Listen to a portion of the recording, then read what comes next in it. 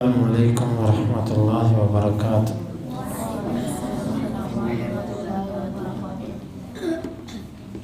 سورۃ الحجر آیت نمبر 67۔ اعوذ باللہ السمیع العلیم من الشیطان الرجیم من ہمزہ ونفخہ ونفثہ۔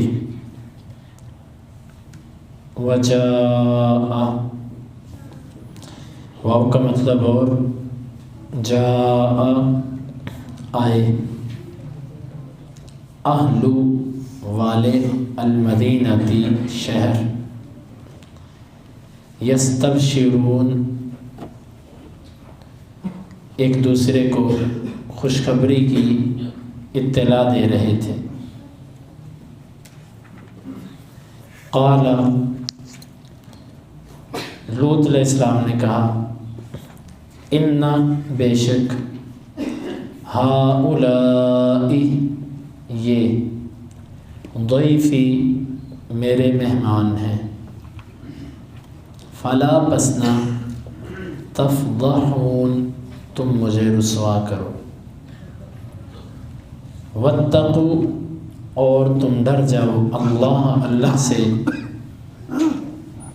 ولا اور نہ، تخزون تم مجھے غم زدہ کرو، رسوا کرو۔ قالوا انہوں نے کہا، اولم اور کیا نہیں، ننہا کا ہم نے تجھے منع کیا، عن سے، العالمین جہان والوں۔ قال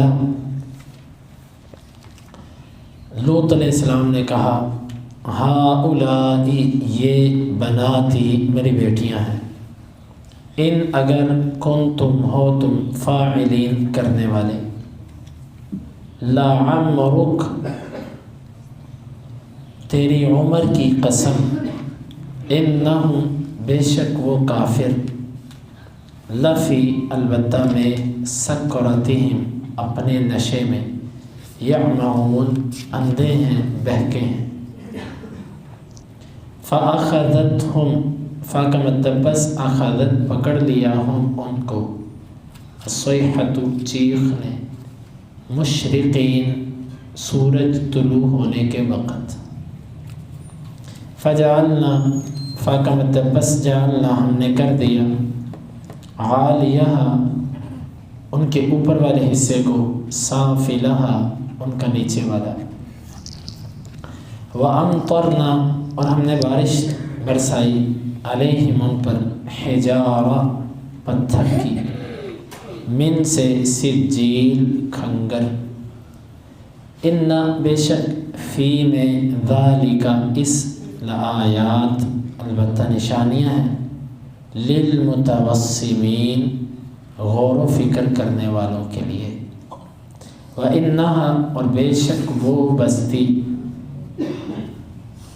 لَبِسَبِیلٍ البتہ رستے پر ہے، مقیم، لَبِسَبِیلٍ مقیم البتہ ان کے رستے پر ہے، ان بے شک، فی میں، ذالک اس، لآیہ البتہ نشانی ہے، للمؤمنین ایمان والوں کے لیے۔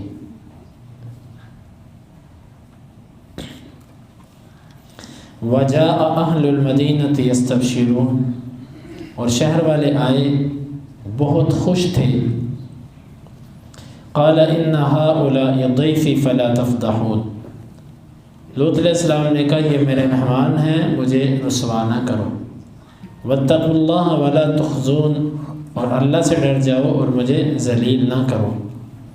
قالوا اولم ننہک عن العالمین، انہوں نے کہا کہ کیا ہم نے تجھے جہان والوں سے منع نہیں کیا؟ قال ہؤلاء بناتی ان کنتم فاعلین، کہا یہ میری بیٹیاں ہیں اگر تم کچھ کرنا چاہتے ہو، لعمرک انہم لفی سکرتہم یعمہون، تیری عمر کی قسم، یقیناً وہ اپنے نشے میں مدہوش تھے۔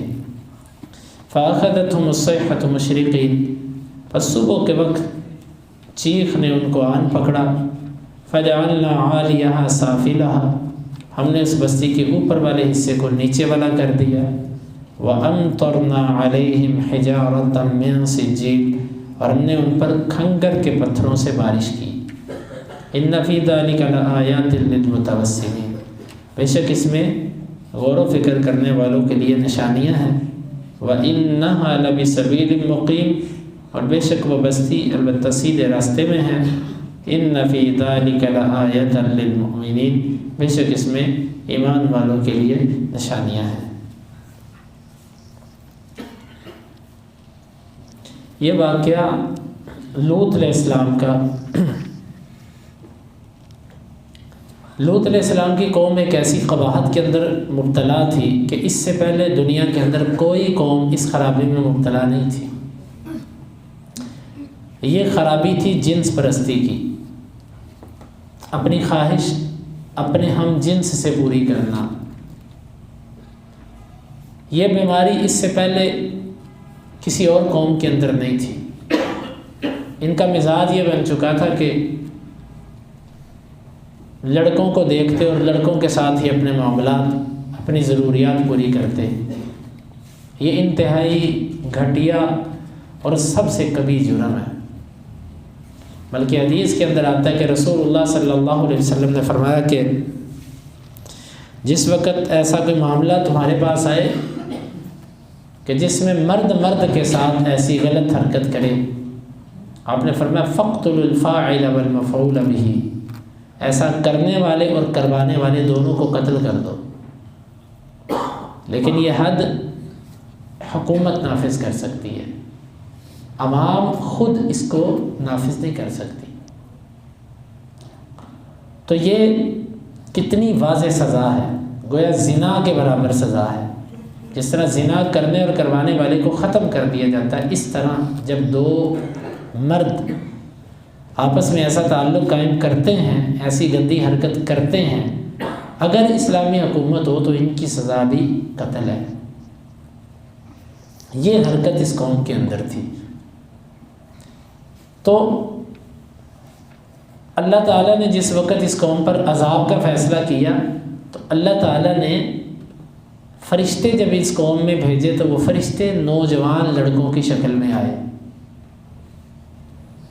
شکلیں ان کی خوبصورت تھیں۔ قوم والوں نے جب دیکھا کہ آج گاؤں کے اندر علاقے میں کچھ نئے نوجوان آئے ہیں تو بڑے خوش ہوئے، ایک دوسرے کو خوشخبری، جس طرح گندے لوگ گندی باتیں اپنے جیسوں کو بتاتے ہیں نا، ایک دوسرے سے رابطہ کرتے ہیں، بھئی فلاں جو ہے نا وہ چیز آ گئی ہے، ان کے آپس کے رابطے ہوتے ہیں غلط لوگوں کے۔ تو انہوں نے ایک دوسرے کو خوشخبریاں دی کہ اس طرح لڑکے آئے ہیں تو ہم یوں اپنی ضرورت پوری کر سکتے ہیں۔ جب یہ بات انہوں نے کی تو آ گئے لوط علیہ السلام کے پاس۔ اب یہاں پر ایک نقطہ ہے کہ اللہ تعالیٰ جب کسی قوم کو تباہ کرنا چاہتا ہے نا تو اللہ تعالیٰ اس کے لیے برائی کے مواقع آسان کر دیتا ہے، اور جب اللہ تعالیٰ کسی کو بچانا چاہتا ہے تو اللہ اس کے لیے برائی کو مشکل کر دیتا ہے۔ اب یہ دیکھیں اللہ رب العالمین بعض دفعہ جس چیز سے منع کرتا ہے اللہ تعالیٰ اس چیز کو زیادہ سامنے لا کر آزماتا بھی ہے۔ آپ بنی اسرائیل کو دیکھ لیں کہ اللہ تعالیٰ نے ہفتے کے دن مچھلیاں پکڑنے سے منع کیا، لیکن ہفتے کے دن ان کے سامنے اتنی مچھلیاں آتی تھیں کہ ان سے صبر مشکل ہو جاتا تھا۔ یہ آزمائش تھی۔ یہاں پر اللہ رب العالمین نے اس قوم کو یوں آزمایا کہ فرشتوں کو خوبصورت شکلیں دے کر بھیجا، تو یہ بھاگے فرشتوں کے پیچھے۔ ان کو کیا پتہ تھا یہ کون ہے، کہ یہ ہماری موت کا پیغام لے کر آئے ہیں کہ یہ لڑکے ہیں۔ لوط علیہ السلام کے پاس جب آئے تو لوط علیہ السلام گھبرا گئے، کہا ان ہؤلاء ضیفی فلا تفضحوا، اور یہ میرے مہمان ہیں، مجھے رسوا نہ کر دو۔ میرے مہمان ہیں، مہمانوں کے ساتھ ایسی گھٹیا حرکت کا سوچو بھی نہ۔ معلوم ہوتا ہے کہ انبیاء کے پاس علم غیب نہیں ہوتا۔ اگر ان کے پاس علم غیب ہوتا تو ان کو گھبرانے کی ضرورت نہیں تھی، پتہ ہی نہیں ہے، یہ میرے مہمان ہیں۔ واتقوا اللہ ولا تخزون، اور اللہ سے ڈرو اور مجھے ذلیل نہ کرو۔ معزز باعزت لوگ جو ہوتے ہیں وہ اپنے مہمان کی عزت کی حفاظت کرتے ہیں، اس کے لیے انہیں کچھ بھی کرنا پڑے۔ انہوں نے آگے سے اندازہ کیجئے کہ جب کوئی انسان جرم کے اندر حدیں کراس کر جاتا ہے نا، پھر اس کا یہ مزاج بن جاتا ہے۔ آگے سے ساری باتیں سنا کر کہنے لگے اولم ننہک عن العالمین، ہم نے تمہیں روکا نہیں ہوا کہ سارے جہان کو مہمان نہ بنایا کرو؟ جو بندہ یہاں پر آ جاتا ہے بستی میں، تو کہتا ہے میرا مہمان ہے، ہم کدھر جائیں پھر؟ یہ اندازہ کیجئے کہ جب کوئی جرم کو اپنا حق سمجھ لے، جس طرح آج کے دور میں یہ گندگی پھیلی ہے، میرا جسم میری مرضی، گویا کہ فحاشی بے حیائی کو اپنا حق سمجھا جا رہا ہے۔ یہ جنس پرستی، یہ عورتوں کے ساتھ اور ان کے اندر یہ ذہن سازی کرنا۔ مجھے یہ چند دن پہلے ایک ساتھی نے بتایا، اس نے کہا کہ آپ معلم ہیں، آپ پڑھاتے ہیں، آپ بھی اس پر کام کریں۔ انہوں نے کسی اسکالر کا نام لے کر بتایا کہ اس کا ایک بہت بڑی یونیورسٹی میں نام نہیں لیتا، انہوں نے بلایا، اس کے پروفیسروں کے ساتھ ان کی میٹنگ تھی، ملک کی سطح پر بڑی یونیورسٹی ہے وہ، یوں کہہ رہے سب سے بڑی یونیورسٹی، اس کے پروفیسرز کے ساتھ میٹنگ تھی۔ اس میٹنگ کے اندر پروفیسرز نے ان سے یہ درخواست کی کہ آپ جو نئی نسل ہے اس کا کچھ کریں۔ یہ کہتے ہیں کہ ہم نے شادیاں نہیں کروانی، لڑکیاں کہتی ہیں ہم نے نہیں کروانی، لڑکے کہتے ہیں ہم نے بھی نہیں کروانی۔ مطلب ان کا صریح اشارہ تھا کہ یہ جنس پرستی کی طرف جا رہا معاملہ۔ یہ ایسی بڑی لعنت ہے، جس معاشرے کے اندر یہ آئی ہے وہ معاشرے تباہ ہو گئے۔ آپ یورپ کو دیکھ لیں، آپ کافروں کے ملکوں کو دیکھ لیں، تباہ ہو گئے وہ ملک، ختم ہو گئے۔ تو یہ انتہائی گھٹیا حرکت ہے، اور اس کی دنیا میں بھی اللہ تعالیٰ جو جسمانی سزائیں ایسی حرکت کرنے والے کو دیتا ہے کہ وہ بندہ کسی قابل نہیں رہتا۔ جو ایسی غلط حرکتوں میں پڑتا ہے اس کو بہت ساری بیماریاں لگ جاتی ہیں، وہ پھر بعد میں اپنی بڑا ہو کر جب کیفیت آتی ہے، شادی کے اوقات آتے ہیں، تو وہ شادی سے پھر پیچھے ہٹتا ہے۔ اور اسی طرح جسم کمزور، اعصاب کمزور، اور اسی طرح دماغ کمزور، بزدلی، نظر پر اس کے اثرات، اور یہ بہت ساری بیماریاں جمع ہو جاتی ہیں، بہت ساری بیماریاں ایسی حرکات کرنے والے پر۔ تو یہ قوم جو تھی اس بیماری میں ان کو لت پڑی تھی، اور آ کر کہنے لگی تجھے روکا نہیں ہے کہ سارے جہان والوں کو مہمان نہ بنایا کر؟ تو سارے جہان والوں کو ہی کہہ دیتا یہ میرے مہمان ہیں۔ قال هؤلاء بناتی ان کنتم فاعلین، لوط علیہ السلام نے کہا یہ میری بیٹیاں ہیں، اگر تم کچھ کرنا ہے تو ان سے کر لو۔ اس کے دو مطلب ہیں۔ قوم کی بیٹیاں جو تھیں وہ لوط کی بیٹیاں تھیں، کیونکہ ایک قوم کی جو بیٹیاں ہوتی ہیں وہ نبی کی بیٹیاں ہوتی ہیں، تو اس لیے یعنی کہ قوم کی بیٹیوں کی طرف اشارہ کر کے کہا یہ جو اتنی بیٹیاں ہیں میری، ان کے ساتھ تم نکاح کرو، ان کو بیویاں بنا کر اپنی خواہش پوری کرو، تم کس چکروں میں پڑے ہوئے ہو؟ یہ بعض کہتے ہیں کہ لوط علیہ السلام نے اپنی بیٹیوں کی طرف اشارہ کیا تھا کہ یہ میری بیٹی ہیں، اگر تم نے کچھ کرنا ہے تو مرد کا تعلق عورت سے ہوتا ہے، مرد کا مرد سے تو کوئی تعلق نہیں ہوتا۔ بہرحال اس پر ہم انشاءاللہ مزید تفصیل جو ہے نا اس ٹکڑے پر ہم انشاءاللہ سورہ ہود کے اندر وہاں پر تفصیل سے اس پر گفتگو کریں گے۔ لَعَمْرُكَ إِنَّهُمْ لَفِي سَكْرَتِهِمْ يَعْمَهُونَ، اللہ تعالیٰ نے قسم کھا کر کہا، تیری عمر کی قسم۔